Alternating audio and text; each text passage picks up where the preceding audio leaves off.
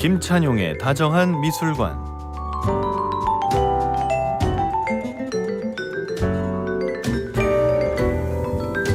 미술관에 깃든 사람과 풍경 또 예술에 대한 이야기 들려드립니다. 다정한 미술관 함께 가보시죠. 자, 오늘도 김찬용 도슨트님 나오셨습니다. 어서 오세요. 안녕하세요. 반갑습니다. 네, 그동안 잘 지내셨습니까? 네, 명절 잘 챙겨 먹고 네네 살이 좀 쪄서 돌아왔습니다. 그래요? 중요한 전시도 하나 끝나셨다면서요? 네, 바로 지난주 주말에 그 기존에 참여하고 있다고 말씀드렸었던 세종문화회관 미술관에서 르네상스에서 인상주의까지라는 샌디에고 뮤지엄 소장품 전시가 있었는데요. 와, 마지막에는 정말 입장에 밖에 대기줄이 50m 막 이러고 안에도 도슨트 한 번 할 때마다 200명씩 막 참여하셔가지고 어휴. 네, 다들 쉽지 않은 환경에서 전시를 감상하셨는데 그래도 다 뭐 작품도 관객 여러분도 다 다치지 않고 잘 끝나가지고 무사히 마치고 저도 그동안 못 봤던 전시들을 하나씩 도장 깨기 하고 있습니다. 그렇군요. 네. 그 전시는 저도 봤잖아요. 근데 네, 진짜 네, 네. 그 작품이 일단 수가 많아서 뭐 보러 다니는 재미가 있었고, 그리고 작품을 빽빽하게 놓지 않아서 좀 여유 있게 볼 수 있는 느낌이었어요. 네네. 그 중간중간에 영상에 그 작품이 이제 어떤 의미가 있고 어떻게 관리하고 그런 모습들, 그러니까 그 박물관 관계자들 같은데 나오잖아요. 네네. 그것도 재밌더라고요. 네, 사실 뭐 모든 전시가 다 나름의 의미가 있고 좋겠지만 작품 보내주거나 기획하는 사람이 애정을 투자하면은 그만큼 그게 또 전시장에 드러나는 것 같아가지고 샌디에고 뮤지엄 특별전도 말씀하신 것처럼 그곳 수석 큐레이터인 이제 브라운 박사란 분이 하나하나 다 소개도 해주시고 직접 내 안에서 큐레이팅도 하고 자기네 대표작을 보내줬었는데 오늘 소개해드릴 작가의 작품 역시도 기존에 전시가 많긴 했지만 그 중에서도 지금 국내에 제일 좀 좋은 작품이 들어와 있어가지고 오늘 한 번 더 상기해서 만나봐도 좋겠다 싶어서 좀 추천을 드려보려고 합니다. 아, 그래요? 어떤 분인가요? 오늘 소개해드릴 분은 체코에서는 지금 뭐 국민 화가이자 뭐 영웅처럼 많이 소개되는, 그리고 혹시라도 뭐 타로 카드나 일러스트 이런 거 좋아하시면은 작가 이름 조금 낯서셔도 이거 나 봤었는데 하고 많이 아시는 알폰스 무아라는 예술가를 오늘 좀 소개해드려보면 좋을 것 같습니다. 오, 알폰스, 뭐 언젠가 이름은 들어본 것 같긴 한데 뭐 제가 그렇게 잘 알진 않습니다. 이분은 어떤 분인지 오늘 한번 소개를 부탁드립니다. 네네. 사실 알폰스 무아라는 예술가가 말씀하신 것처럼 전시도 꽤 많이 있었고 네. 요즘에는 뭐 일러스트나 뭐 애니메이션이나 여러 분야에 좀 오마주 되면서 많이 활용되고 있어가지고 이름 듣고 이미지 보니까 어디서 본 것 같은데 이런 생각 많이 하실 수 있거든요. 근데 막상 이제 이름은 알폰스 돼 있다 보니까 어디지? 서유럽관 예술가인가? 이렇게 많이 생각하시는데 실제로는 체코슬로바키아 예술가이기 때문에 이분은 어린 시절 자체가 조금 독특하긴 합니다. 뭐 예를 들어서 예술가에 따라서 아주 가난한 환경에서 치열하게 성공하는 예술가도 있고 되게 부유한 환경에서 좀 어찌 보면 맞아요. 영재 교육받는 예술가도 있고 한데 네네. 이 사람은 어린 시절만 놓고 보면 되게 평범하거든요. 사실 법원 서기관이었던 아버지 밑에 그리고 가정주부였었던 어머님 밑에 평범하게 자랐다고 소개되는데 다만 예술가가 또 거장이 되고 나면은 신화 같은 이야기가 막 많이 추가되잖아요. 네네. 뭐 대표적인 게 뭐 피카소가 8살 때 그린 그림 보고 화가였던 아버지가 난 그림 그만 그려야겠다고 뭐 붓을 놨네 막 이런 검증하기 어려운 도시 전설 같은 얘기가 나도는 것처럼 무아 같은 경우에도 실제로 아예 그 무아 재단에서 공개하고 있는 글을 번역된 내용으로 소개해드리면은 무아는 걸음마를 떼기 전부터 그림을 그리기 시작했고 그 재능이 워낙 출중해서 언제든 그림 그리라고 엄마가 연필로 목걸이를 만들어서 늘 목에 걸어줘서 쉬지 않고 그림을 그렸다. 이런 식으로 소개될 정도로 어릴 때부터 그림 좋아하고 재능이 되게 많았던 게 또 무하다. 이렇게 좀 많이 소개되긴 합니다. 저도 일단 그럼 색연필을 목걸이에 걸어서 우리 딸 목에 좀 걸어줘야겠다는 생각이 드는 게, 네. 우리 딸들을 보고 있으면, 자식들을 보고 있으면 재능이 뭘까 되게 궁금하잖아요. 근데 우리 딸의 재능은 솔직히 뭔지 잘 모르겠거든요. 근데 고래를 엄청 좋아해요. 그래서 지금까지 그린 대왕고래 그림이 200개가 넘을 겁니다 아마. 200개요? 네. 그거 모아놓은 거의 전시회도 되겠네. 저희 모아놨고요. 좀 순서대로 정렬도 해놨는데 저 그림의 발전상도 보이긴 해요. 근데 어디까지나 엄마 아빠 눈에 그게 좋은 거지 네네. 다른 사람 눈에 좋을지 모르겠는 거죠. 그냥 알폰스 무아의 엄마도 하도 그림을 많이 그리고 맨날 저기 연필 찾아달라고 조르니까 네네. 그냥 목걸이를 걸어준 게 아닌가 싶거든요. 그럴 수도 있을 것 같습니다. 사실 말씀드린 막 완전 부유한 건 아니다 보니까 네. 딱히 무슨 어릴 때부터 미술 교육기관에 보내거나 이건 전혀 아니었더라고 해서 네. 우리나라로 치면 고등학교 이제 뭐 2, 3학년 되기 전까지는 정식 미술 교육을 받은 적은 오히려 없고 그냥 성가대 활동하면서 음악 쪽이나 이런 문화예술 자체에 좀 호기심이 많았다라고 소개가 되긴 해서 중요한 건 말씀해 주신 것처럼 재능이라는 게 사실 어릴 때 나오는 재능이 보자마자 와 이건 뭐 역사에 남을 천재다 이렇게 알아볼 수 있는 사람은 진짜 그죠. 그 0.0001%도 안 되잖아요. 네네네. 그 작은 재능이라도 좀 해안이 좋은 부모님이 알아보고 그렇게 독려하고 키워주다 보면은 그게 자연스럽게 발현되는 것 같아서 그런 면에서는 무아는 좋은 부모님 밑에서 좋은 영감을 받으며 유년기를 보냈다라고 볼 수 있을 것 같습니다. 어쨌건 그래도 뭐 풍족했네요. 뭐 물감 살 돈이 없어서 못하고 뭐 이 정도는 아니었네요. 그 수준은 아니었다고 할 수 있을 것 같습니다. 좋습니다. 그러면 어쨌거나 이제 그 그림 쪽에 두각을 나타내지 않았으니까 정규 교육을 안 받았을 거고 그 상태로 고등학교까지 갔다는 거 아니에요? 10대 중후반까지? 맞습니다. 그 원래는 네. 미술에 대한 호기심은 있었지만 네네. 제대로 해볼 마음이 있었던 건 아마 10대까지만 해도 아니었던 것 같고요. 10대 말이 될 때나 이제 그게 좀 발현됐던 것 같고요. 네. 그래서 다만 말씀드린 어릴 때 재능이 있어 보여서 부모님이 되게 그렇게 지지를 해줬지만 어찌 보면 청소년 무렵에 제대로 정규 교육을 안 받았다 보니까 미술을 해봐야겠다라고 마음 먹었었던 순간 프라하 미술 아카데미에 이제 시험을 치게 되는데 속된 말로 그냥 낙방하게 되거든요. 왜냐면 그 전까지 전혀 안 했으니까. 그렇죠. 그래서 뭐 많이 묘사되는 게 뭐 천재다 이런 식으로 소개되는데 천재였으면 붙는 게 맞거든요. 그럼요. 안 네, 배웠어도 네. 붙었겠죠. 그렇죠. 그래서 저도 떨어진 이유를 막 그 자료를 막 재단하고 뒤져봤는데 준비 부족하고 뭐 약간 그 현실적인 상황 뭐 이런 것들로 소개되는 거 보니까 그때까지만 해도 뭐 압도적인 천재성을 가졌다라고 얘기할 수는 없을 것 같고요. 준비 부족이라고 아예 써 있습니까? 네네. 준비 부족에 의해서 떨어진 것으로 예상된다. 이런 식으로 기록이 되어 있어가지고 그 말인즉 아무래도 뭐 우리나라도 어쩔 수 없이 뭐 사교육이 좋은 건 아니지만 미대 같은 데 갈 때 학교에서 미술 교육 받는 것만으로는 뭐 완전 특화된 예중예고 이런 데 나오는 게 아닌 이상 한계가 있다 보니까 네네. 교육이 필요했을 텐데 그게 부족하다 보니 결론적으로는 제대로 엘리트 코스 같은 이런 학교에 진학하질 못하고요. 그래서 이제 예를 들어 장식업체에서 장식하는 거 돕거나 혹은 벽화업체 같은 데서 벽화 그리는 거 돕거나 그 견습화가 생활을 하면서 자기를 좀 키워나갔었던 게 알폰스 무아다라고 보시면 좋을 것 뭔가 이렇게 같습니다. 대가의 길로 가다기보다는 대가 주변에 있는 대가들의 그 비서처럼 수화생처럼 그렇게 시간을 보냈군요. 네, 그래서 원래는 학교보다는 상업 미술 시장에서 먼저 배우면서 시작한 사람이라고 보시면 될 것 같고요. 그럼 이 상태에서 이름이 알려주는 게 흔한 일은 아닐 것 같은데 네네. 어떻게 한 거죠? 이게 그래도 이게 후원자 만나는 게 또 되게 중요한 것 같은데 메르시 백작이라고 이제 그런 장식 미술업을 하고 있을 때 이 사람이 그리는 상업적인 이미지이지만 손재주가 좋아 보인다라고 판단된 이 백작이 내가 너 후원 좀 해줄 테니까 제대로 미술 한번 해봐라 하고 후원을 해줘서 이제 독일 미넨 쪽하고 그 파리로 아예 가게 되거든요. 프랑스 네. 파리가 당시 예술 중심지였다 보니까 네. 파리 가서 예술을 좀 제대로 배워야겠다고 보냈는데 후원이 끊어지게 된 것으로 기록이 되어 있어서 그것도 궁금해서 좀 찾아봤거든요. 네네.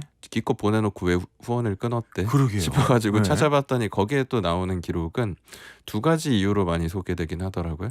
첫 번째로 보통 소개되는 건 원래 학교 다니면서 이렇게 교육해서 이제 작품을 만들고 후원자에게 이제 또 작품도 어찌 보면 넘겨주고 이런 약간 서로 간의 계약 같은 관계, 그렇죠. 암묵적인 그런 관계가 있었는데 네. 무아가 막상 파리 가서 막 좋은 거 보고 하다 보니까 계획과는 다르게 좀 독자적인 움직임을 너무 많이 했다라는 기록과 더불어서 이제 후원자 입장에서도 긍정적으로 좀 소개되는 추가적인 글은 이제 무아가 자기 꿈을 펼치기 시작했나 보다. 내가 네 생활비 같은 걸 그냥 계속 막연히 대줄 수는 없으니까 이제 속된 말로 독립해라. 스스로 성공해봐라. 알아서 한번 해봐라. 그쵸. 타국에서 네. 너의 재능으로 성공해봐라 하는 여러 가지 이 두 가지 의미가 융합돼서 이제 후원이 끊어졌다라고 보통 기록이 되고 그 상황에서 역시나 파리에서도 상업화가로 계속 살게 되거든요. 예. 이 공간에서 이제 성공하기 시작했었던 계기가 좀 하나의 포스터, 좀 전설적인 포스터를 하나 남기면서 이 사람이 좀 성공했다라고 봐주시면 좋을 것 같습니다. 전설적인 포스터요. 그게 뭐죠? 이 사람이 이제 인쇄소에서 일을 하게 됐는데 르 메르시라는 어떤 매거진 그 잡지 같은 거 포스터 같은 거 만드는 잡지사 인쇄소에서 네. 일을 하기 시작했는데 여기가 크리스마스 날 이제 대다수의 좀 전문 직업인들은 휴가를 가게 된 거죠. 그래서 당시에 이미 30대 중반이긴 했었는데 타국에 와가지고 그 인쇄소에서는 견습화가이자 좀 굳이 얘기하자면 막내 사원급이었었던 무화가 그 휴가철에 남아가지고 전 고향 가기도 멀고 하니까 제가 그냥 가게 지킬게요 하고 자리에 남아있게 됐는데 하필이면 그 크리스마스 날 그 지스몽다라는 공연 포스터를 의뢰를 받게 되고요. 이걸 수행할 사람이 없다 보니까 일단 네가 막내지만 네가 해봐 이런 식으로 의뢰를 받게 된 거죠. 그래서 5일 만에 이제 무화가 이 포스터를 만들어서 거리에 배포하는 상황이 됐는데 이 포스터의 주인공이 사라 베르나르라고 당대 이제 최고 인기 배우로 단순히 프랑스 파리뿐만 아니라 유럽 전역에서 인기가 많았었던 배우로 유명한데 안 그래도 인기가 많았었던 배우인데 포스터가 너무너무 예쁘게 제작되어 버리니까 이제 그 배우 본인도 만족을 해가지고 네. 너 나하고 아예 전속 계약하자 하고 아예 6년의 전속 계약을 맺고 활동을 하게 되면서 네. 아예 파리에서 상업화가로는 자리 잡고 갑자기 좀 스타처럼 성공하게 됐다라고 보시면 좋을 것 같습니다. 와, 하필이면 크리스마스에 혼자 남아 있었던 그쵸. 막내에게 기회가. 그것도 사실 행운이라고도 생각되는데 또 뒤집어 생각하면 그런 기회가 와도 자기의 그럼요. 어떤 준비나 재능이 아유, 준비가 안 돼 있으면 놓쳤을 네. 수도 있을 텐데 그 전에 그렇게 어찌 보면 말씀드리면 30대 중반이면 이미 그 이후 10년 넘게 상업 미술씬에서 계속 일하면서 나름의 노하우하고 자기 재능을 탄탄하게 만들어 놓은 상태이다 보니까 그 기회를 왔을 때 완벽하게 잡아낼 수 있었던 거죠. 그럼요. 본인이 준비를 해야 기회가 와도 잡을 수 있습니다. 자, 그럼 이 포스터가 이게 이제 아까 연극이라 그랬던가요? 네, 맞습니다. 네. 지스몽다라는 공연을 위한 포스터, 연극 공연을 위한 포스터라고 생각하시면 될 것 같습니다. 공연 홍보니까 네네. 도시에 여기저기 붙어 있었을 거 아니에요. 맞습니다. 막 사람들이 떼가고 그랬습니까? 네, 이게 초연 이제 공연 포스터 제작했을 때 한 4,000개 정도를 찍어가지고 파리 거리 여기저기에 뿌렸다고 하는데요.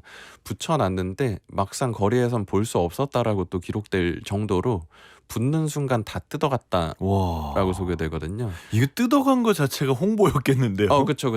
더 원래 희소 가치가 생기면 네. 최근에 우리 뭐 돈쭈쿠 이런 것처럼 그러니까요. 네, 뭐 너무 사람들이 갖고 싶어 하다 보니까 개인적으로는 예전에 그 설현님 입간판 이런 거 한창 인기 끌 때 막 그거 가져가거나 그걸 통해서 그 인물도 되게 유명해지는 것처럼 맞죠. 사라 가져간 베- 사람들이 있었죠. 그렇죠. 그래서 사라 베르나르 입장에서도 이때 사실 사라 베르나르는 50대가 되는 시점이었거든요. 40대 후반 50대 딱 되는 시점이었는데 어찌 보면 나이가 들어가는 자신을 사실 그림만 그냥 지스몽다 이렇게 포스터만 검색해 보셔도 거의 무슨 여신 같은 느낌으로 표현을 해놨기 때문에 당사자도 너무 마음에 들 수밖에 없었고 보는 사람 입장에서도 이게 장식적으로 너무 예쁘다 보니까 다 뜯어가고 하면서 그 희소 가치 때문에 점점 더 유명해지게 됐다라고 보시면 될 것 같습니다. 더 많이 인쇄했어야 되겠네요.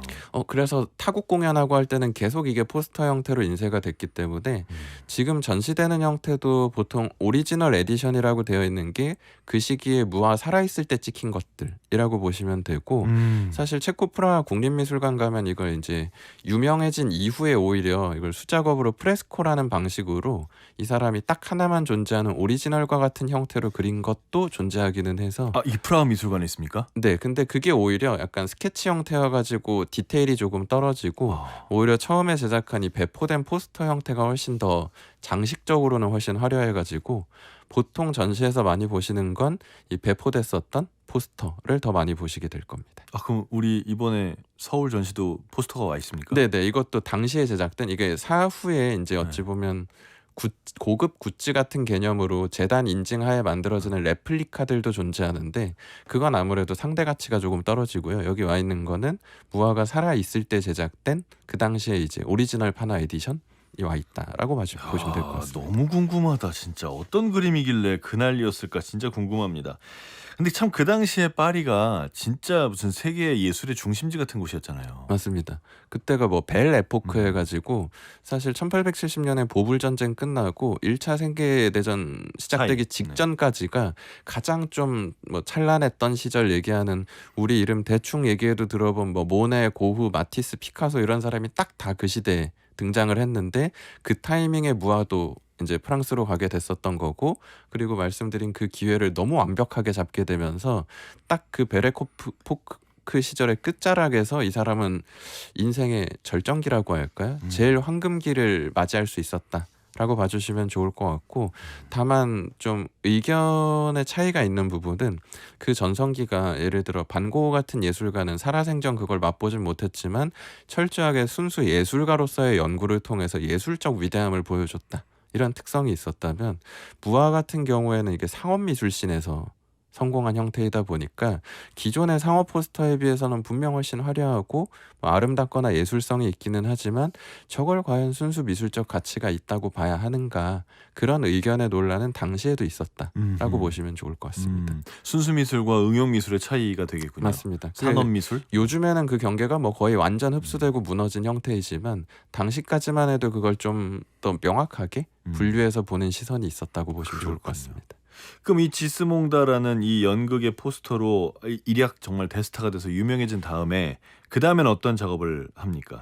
이 사람이 그 6년 전속 계약이 되어 있었잖아요. 그럼 이 아까 배우 이름 뭐였죠? 사라 베르나르. 네네. 이분이 주연하는 연극 포스터는 다 그리는 거예요? 맞습니다. 그리고 이 사람을 위한 이제 홍보 포스터들 위주만 공연에서는 다 제작을 했고, 그 외에도 이 사람이 자기 유명해지니까 또 뭘 만들고 싶긴 하잖아요. 그래서 홍보용 포스터가 아니더라도 자기가 유명해진 이 양식, 아르누보라고 얘기하는 되게 화려한 이런 표현의 양식이 있는데, 이 양식을 통해서 자기만의 시리즈들을 제작하게 됩니다. 예를 들어서 막 이렇게 광고 멘트가 안 들어가 있는 진짜 약간 타로 카드처럼 예쁘게만 보이는 그런 뭐 예를 들어 사계절 시리즈에서 봄, 여름, 가을, 겨울을 은유적으로 의인화시키는 그런 이미지를 만든다거나 이런 형태로 자기 작품들을 만들게 되긴 하는데, 6년 동안은 상업 포스터, 특히나 공연 포스터에 있어서는 그 사라 베르나르 거만을 만들었다고 보시면 되고, 그 외에 뭐 향수 광고나 아니면은 뭐 담뱃잎 광고 막 이런 거 같은 경우에는 하기는 했었는데, 포스터를 만들긴 했었는데,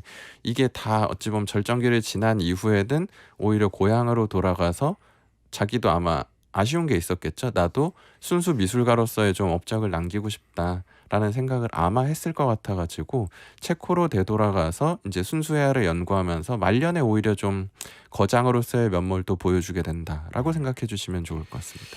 자, 요 알폰스 무하의 성공과 그 성공한 다음의 인생 이야기를 쭉 들어보고 있습니다. 봄꿈님께서 알폰스 무하 그림 타로 카드 저도 갖고 있는데 현대 변형이 많긴 하지만 운명을 점치는 특이한 느낌은 알폰스 무하 그림이 오리지널인 듯합니다. 라고 남겨주셨어요. 음악 듣고 계속 얘기 이어가겠습니다. 루디거 오퍼만의 하프 연주, 그리고 파크 스티크니가 함께 연주했습니다. Breathing with Harp.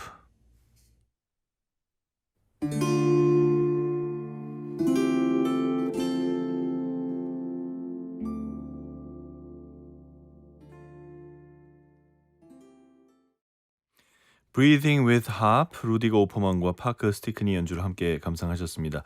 오늘 김찬용의 다정한 미술관 함께하고 계시고요. 3033님, 저도 취미가 그림 그리기인데요. 피카소보다는 못 그리지만 태블릿 PC나 스마트폰으로 그림을 그리곤 합니다. 저는 이거 참 재밌는 취미라고 생각해요. 저는 워낙 그림을 못 그려서 그 취미는 없는데 할 수 있는 사람들 보면 부럽더라고요. 8849님, 알폰스 무하전 보고 독보적 색감과 예술성에 감동받고 왔어요. 그때 산 엽서가 아직도 식탁 유리 안에서 절 행복하게 하고 있어요.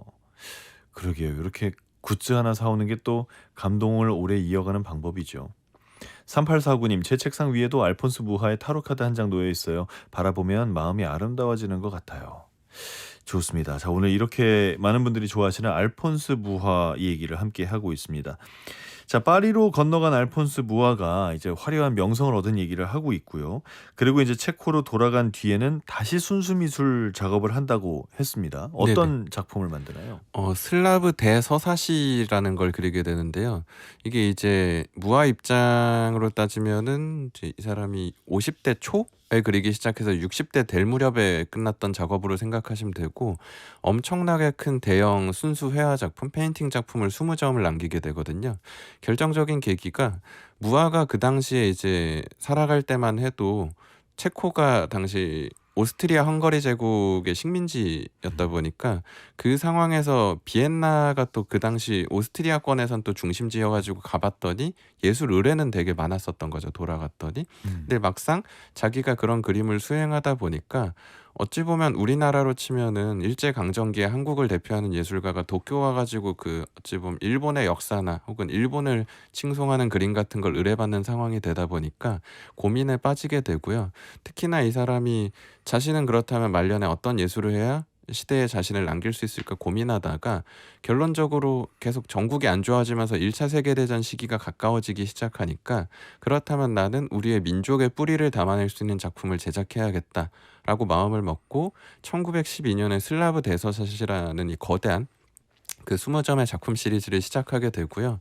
이게 6년 정도가 걸려가지고 물론 한 번에 동시에 공개한 건 아니어가지고 일부 이제 제작됐을 때도 공개하고 하나하나 시리즈로 다 제작을 해서 1918년에 최종적으로 다 20점이 완성이 됐고요.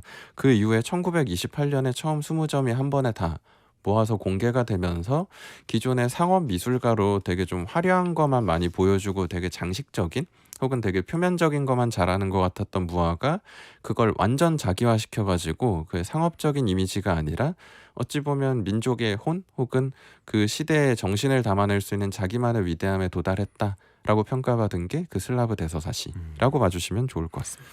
야, 그럼 이제 이해하기 편하게 우리식으로 설명하자면 일제 시대 때 일본 사람들도 좋아했던 한국인 화가가 독립하자마자 단군 할아버지 이야기를 20점으로 쫙 그려낸 거네요. 맞습니다. 그래서 실제로 국내 화가로 약간 공감을 해보신다면 이중섭 음. 그 화백이 일본 유학을 했지만 한국의 정서를 담아내기 위해서 뭐 황소를 그리거나 혹은 박수근 화백이 너무나 한국적인 정서가 담겨있는 흙하고 이런 가루가 묻어있는 되게 좀 뭐라고 할까요? 정감 있는 회화를 그리거나 이러는 것처럼 무조건 뭐 식민 통치를 당하거나 혹은 그 국가에 가가지고 미술을 배웠다고 해서 다 그 국가화 되는 건 아니다 보니까 무아도 국가에 대한 자기 정체성과 애국심이 되게 강했던 예술가로 기록적으로는 보통 예상이 되고 있어가지고 이제 고국으로 돌아온 이후 본인이 어찌 보면 해외에서 성공하고 이제 유명 예술가가 된 입장에서 난 국가를 위해 어떤 예술을 해야 할까?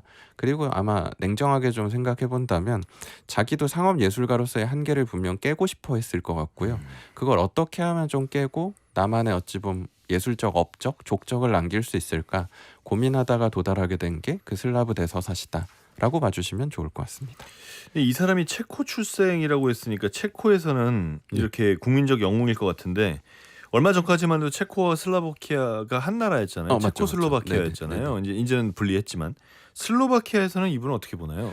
이게 그 이분 고향의 체코 남부의 이반지차라는 되게 작은 동네에서 아, 태어나가지고 남부면 슬로바키아 국경 쪽 아닙니까? 국경하고 엄청 가깝습니다. 그죠, 근데 예. 아직도 일단 체코에 포함되어 있는 도시이기는 해가지고 체코에서는 말씀드린 뭐 잠깐 그 비엔나에서 작품 제작할 때는 여러 의견이 있었지만 말년에 이 업적들 때문에 애국자이자 국가 대표 예술가로 평가를 받고 있고요. 슬로바키아에서도 뭐 우리 예술가다 이 수준까지는 아니더라도 결론적으로 이 작품에 담아낸 이야기들이 그 슬로바키아 영웅이나 혹은 그 민속 이야기들도 같이 녹아있는 형태이다 보니까 자기네들의 정서를 너무나 잘 담아내는 위대한 예술가라고 같이 존경과 존중을 표한다고 보시면 돼서 네. 약간 이것도 우리나라 느낌으로 비유하면 이우환 화백하고 똑같습니다. 이우환 화백도 한국에서 태어났고 한국에서 서울대에서 처음 미술을 공부했지만 일본에 가서 모노하란 장르를 탄생시킨 예술가 중 한 명이다 보니까 일본에서도 엄청난 존경을 받고 일본을 대표하는 화가로 소개되지만 우리나라에서도 또 단색화란 계보 안에 보통 많이 포함시켜가지고 한국의 또 대표 예술가 이렇게 많이 소개되는 것처럼 무화가 딱 좀 그런 상황이다라고 봐주시면 좋을 것 같습니다. 이렇게 해서 이제 위대한 알폰스 무아에 대한 얘기를 하고 있는데 한 가지 좀 아쉬운 거는 우리가 뭐 고흐라고 하면 뭐 해바라기도 떠오르고 별의 는 밤, 카페 테라스 이런 그림들이 탁탁 떠오르잖아요. 네. 모네 다 그렇고 고갱도 마찬가지인데 알폰스 무아는 이렇게 대표작이라는 게 머리에 팍 떠오르지는 않아서 네, 맞습니다. 조금 아쉽기도 하거든요. 그게 되게 좀 독특한 것 같습니다. 물론 어떤 예술가든 자기만의 스타일이라는 게 존재하긴 하는데 네. 그 양식화되어 있는 자기 스타일 안에도 그중에 마스터피스라고 보통 얘기하는 것들이 존재하거든요. 예를 들어 피카소한테도 뭐 게르니카나 아비뇽의 여인들 이런 작품이 있고 모네도 말씀하신 뭐 수련이나 뭐 인상 해돋이 이런 상징 작품들이 있는 것처럼 그 예술가 했을 때 딱 떠오르는 이미지의 무언가가 보통은 많이 좀 거장들은 존재하는데 네네.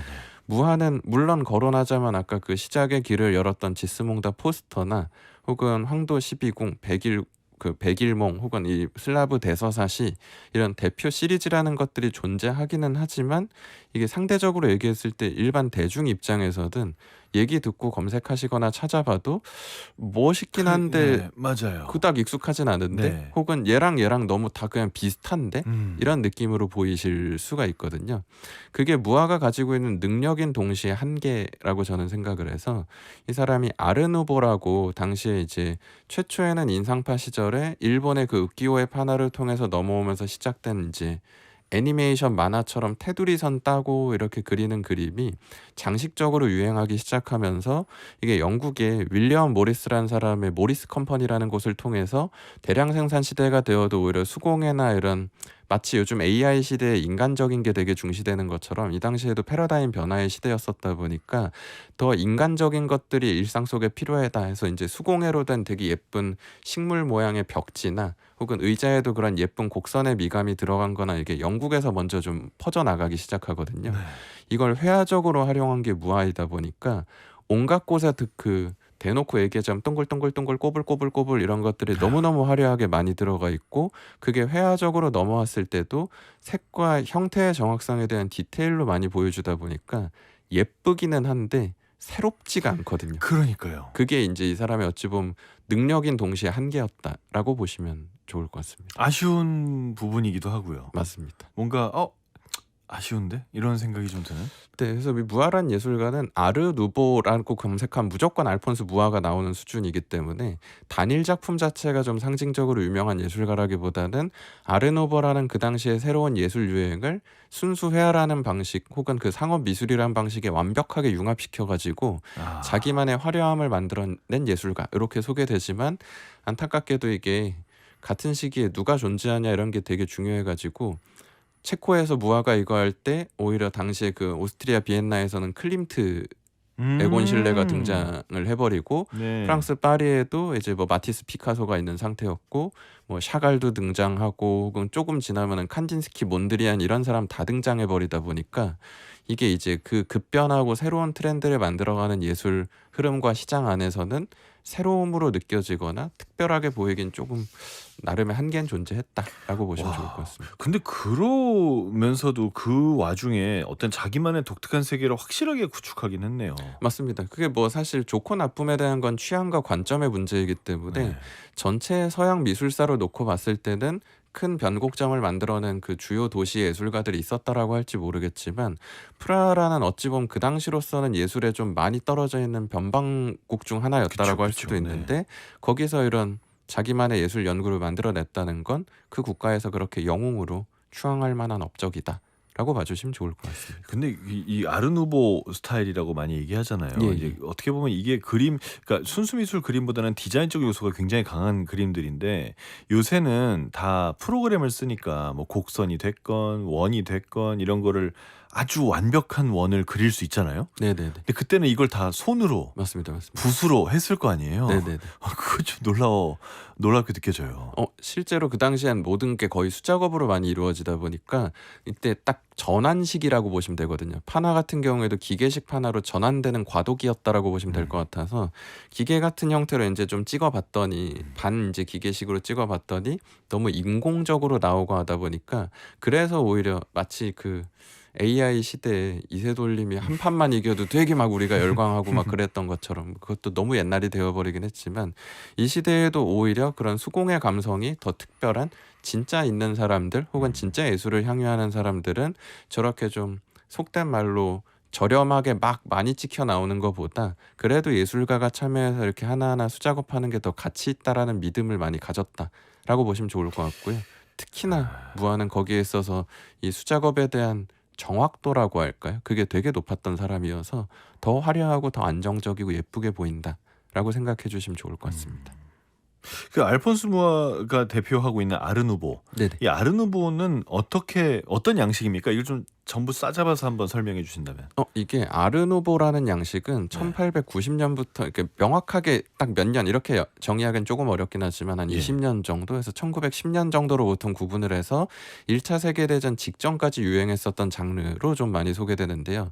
그 유행의 계기가 말씀드렸던 이제 영국의 윌리엄 모리스 컴퍼니 이런 데서 혹은 그거에 동조했었던 존 러스킨 이런 비평가 철학자였나요? 존 러스킨 같은 문화 비평가 같은 사람들이 새로운 시대, 이런 변화되는 시대에 오히려 이런 인간적인 표현, 인간적인 장식의 중요성에 대해서 오히려 설파하고 강조하기 시작하면서 이 유행이 퍼져나간 연장선에 있는 게 아르누보라고 보시면 되고 네. 이쪽은 자연하고 식물에서 미학을 추적하는 거로 보시면 돼서 그래서 그 동글동글한 게 약간 고사리 같은 거나 혹은 파도 문양이나 혹은 구름의 움직임이나 이런 형상에서 이미지들이 많이 따와지다 보니까 직선적인 것보다는 훨씬 곡선적이고 좀 자연물 같은 예쁨이 있다라고 봐주시면 좋을 것 같고요.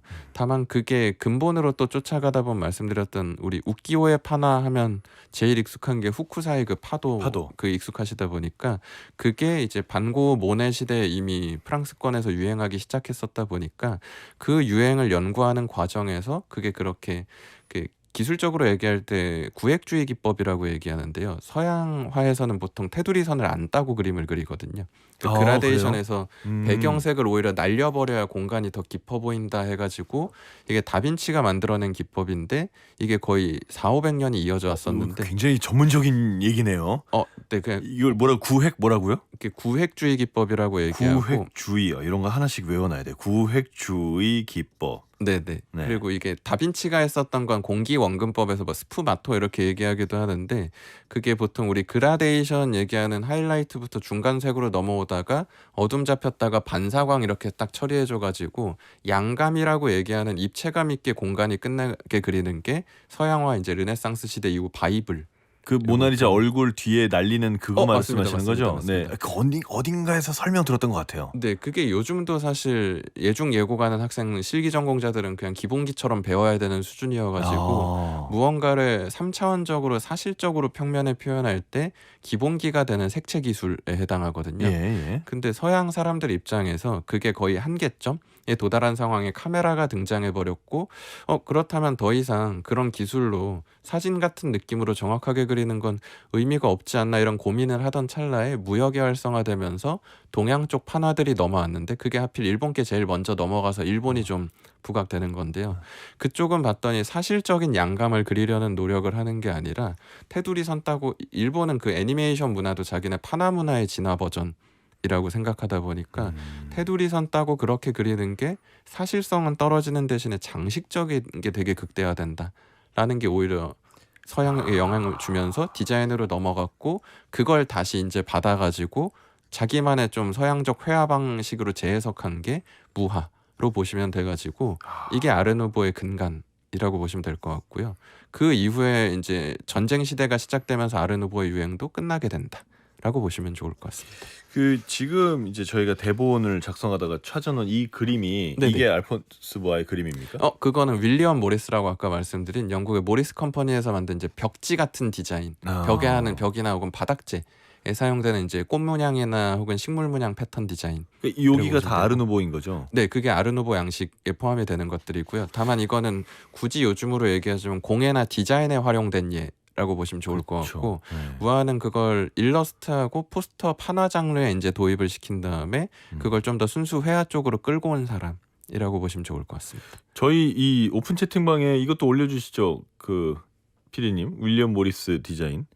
근데 이게 보니까 이 그림에 또 장점이 있네요. 뭔가 이렇게 공간 배치를 통해서 꽃이나 잎이나 뭔가로 화면을 꽉 채울 수가 있네요. 네, 맞습니다, 맞습니다. 네. 근데 이게 장점은 되게 화려하거든요. 엄청 근데 화려하겠어요. 이게 색깔도 그렇고. 취향이 엄청 갈릴 수 있는 게 나는 약간 맥시멀리즘 스타일이어가지고 뭔가 가득 차고 화려한 게 좋다 하는 사람은 그런 벽지가 있을 때 기분 좋을 수 있는데 나는 뭔가 약간 미니멀리즘, 심플한 게 좋다 아하. 하는 사람은 지금 오히려 여기 여기 녹음실 배경처럼 심플한 게 좋을 수 있잖아요. 네.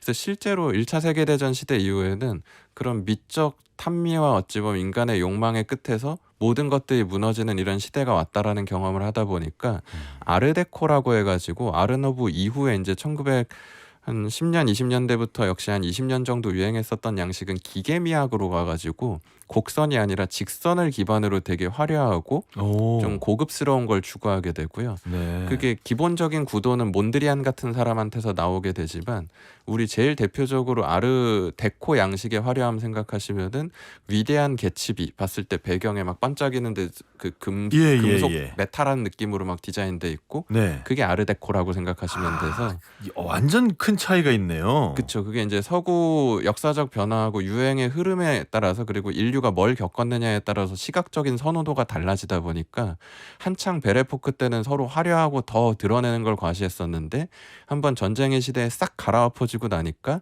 최소한의 표현으로 최대한의 고급스러움을 보여주는 게 또 유행하고 이런 식으로 좀 넘어갔었던 거죠. 맨하탄이라는 도시 전체가 아르데코네요. 아, 그럼. 그쵸. 미국이 그래서 제일 좀 아르데코스럽기도 하고 네. 실제로 그런 예술이 유행하기도 했습니다. 크라이슬러 건물 꼭대기 빼고는 전부 아르데코예요. 맞습니다. 저 바로 이해했죠. 정확하게 그런 정확한 거죠. 포인트로 접근하셨습니다. 좋습니다. 자, 그러면 이 알폰스 우리가 이제 오늘 길게 얘기하고 있는 이유가 이 전시가 지금 현재 진행 중이기 때문이잖아요. 네, 사실 추천드린 이유가 이미 워낙 유명한 예술가라서 많이 기억하고 가셨을 수도 있을 것 같은데 저도 그렇지만 늘 전시 끝날 무렵이 돼가지고 나 티켓 있었는데 하고 깜빡하시는 맞아요. 경우도 있는 것 같아서 이게 딱 다음 주에 끝나거든요. 3월 4일에 끝나는 전시여가지고 여의도에 가시면은 알트원이라는 그 여의도 더현대서울 내부에 위치한 미술 전시 공간이 있고요. 이 공간에서 알폰스 무아의 지금 전시가 이루어지고 있는데 이번 전시가 특히 추천이 많이 되는 이유가 기존에는 개인 소장자들한테 보통 빌려와서 그냥 포스터 위주로만 좀 채워져 있었다면은 이번에 와 있는 작품들은 무아 트러스트라고 해가지고 무아의 손자인 존 무아라는 사람이 1990년에 이제 신탁 개념으로 가족들이 이제 어찌 보면 물려받고 관리하게 된 이 소장품들을 관리하는 재단 같은 기관이 있는데요. 여기에 이제 체코하고 한국이 수교 35주년 기념해가지고 아예 국가 프로젝트처럼 작품을 끌어온 거여서 네. 이게 총 143점이 작품 걸려 있는데 그 중에 11점은 아예 체코 국보가 와 있는 거거든요. 와. 그래서 기존하고 다르게 원화들도 와 있고 더불어서 무아가 제작한 이 사람이 조각 재능도 감이 좋은 사람이어서 많이 제작은 안 했음에도 무아의 조각 작품 또한 볼 수 있고 해가지고 가서 보실 수 있는 게 되게 많은 전시다. 그리고 좀 기존 무아 전시에 비해 좋은 게 많이 들어와 있어가지고 혹시 이 스타일에 대한 거부감이 없거나 혹은 선호도가 있으시다면 끝나기 전에 안 보셨다면 한 번쯤은 꼭 보셔도 괜찮을 전시다라고 추천드리고 싶습니다. 아니 국보 11점, 체코의 국보 11점이 나왔다니까 그게 되게 궁금하고요. 네. 그러면 혹시 저겁니까? 슬라브 서사시? 슬라브 대서사시는 스케치로만 와 있습니다. 이유는 그게 작품이 너무너무 큰 벽을 가득 채우는 사이즈이기도 하고 그건 국보 중에도 국보에 해당하는 거다 보니까 그거는 약간 모나리자 빌려주는 느낌이어서 체코에서는 이건 보시려면은 지금 프라하에 사실 있지도 않고요. 고향이었던 이반지체 바로 옆쪽에 내려가시면은 그 성이 하나 있어가지고 그 성에서 지금 전시가 되고 있거든요. 근데 제가 찾아본 결과로는 그게 워낙 유명 작품이다 보니까 2028년에 그 슬라브 대서사시만 전시하는 공간을 하나 프라하에 만들 계획을 지금 하고 있다고 하고요. 추진을 하고 있다고 하고 거기가 완공되면은 아마 프라하에 가시면 마치 우리가 파리 가서 모나리자 보는 것처럼 슬라브 대서사시를 보실 수 있을 것 같고 지금 한국에서는 스케치와 더불어서 같은 시기에 그린 유화 작품이나 앞서 말씀드린 상업 예술가로서 활동했을 때 제작한 뭐 황도 12공, 백일몽, 아까 지스몽다 다 보실 수 있다라고 생각하시면 될 것 같습니다. 그 당시에 사람들이 좋아했던 연극 포스터는 어떤 스타일인지도 한번 엿볼 수가 있겠네요. 맞습니다. 네. 요즘 전시에 오디오 가이드 많이 있잖아요. 네네. 근데 이 오디오 가이드로 듣는 거하고 도슨트에게 듣는 거 어떤 차이가 있습니까? 오디오 가이드는 아무래도 제일 좀 보편적인 정제된 언어로 되어 있다 보니까 뭐 앞으로 물론 AI 기술 발전에 따라 어떻게 될진 모르겠지만 정해진 좀 하나의 방식으로만 좀 언어가 전달이 된다면 도슨트 같은 경우에는 아무래도 인간 대 인간 소통이다 보니까 방문하신 분들의 연령층이나 혹은 미술에 대한 이해도나 혹은 직접 질문 드리고 대화하는 과정에서 상대방이 관심 있는 취향 선호도에 따라서 좀 더 정보의 방향이나 양을 다르게 조절하면서 얘기할 수 있다 보니까 훨씬 좀 생동감 있게 작품을 만나실 수 있을 것 같고요. 지금 실제 이 공간에도 평일에는 11시 1시, 주말에는 11시 1시, 3시 반에 그 제가 확인한 결과로는 트래블 레이블이라고 해외에서 직접 현지 안내를 하시던 분들이 지금 국내에 들어와 가지고 이런 안내를 또 하고 계신데 이곳에서 지금 또 활동을 하고 계시다고 해서 가보시면 훨씬 좀 무아의 작품 생동감 있게 이야기도 아마 전달받으실 수 있지 않을까라고 추천드릴 수 있을 것 같습니다. 이 알폰스 무아의 작품 감상할 때 혹시 주의 깊게 볼 만한 포인트가 있습니까? 개인적으로는 표면이 워낙 화려한 예술가이다 보니까 심오하게 보면 저는 오히려 지는 거라고 생각해서 슬라브 대서사시 같은 후기 거 보실 때는 한 번쯤 예를 들어 우리의 일제강점기나 이런 역사를 통해 공감하듯 보셔도 좋지만 대다수의 무아에 좀 사랑받는 작품은 초기 상업예술가 시절이다 보니까 네.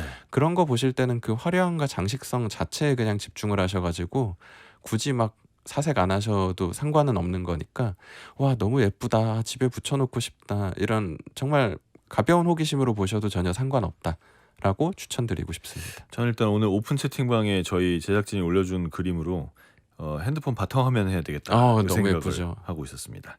알겠습니다. 자, 한석준의 문화시대 김찬용의 다정한 미술관, 오늘은 아르누보를 대표하는 체코의 화가 알폰스 무하 살펴봤습니다. 오늘 말씀 감사합니다. 감사합니다.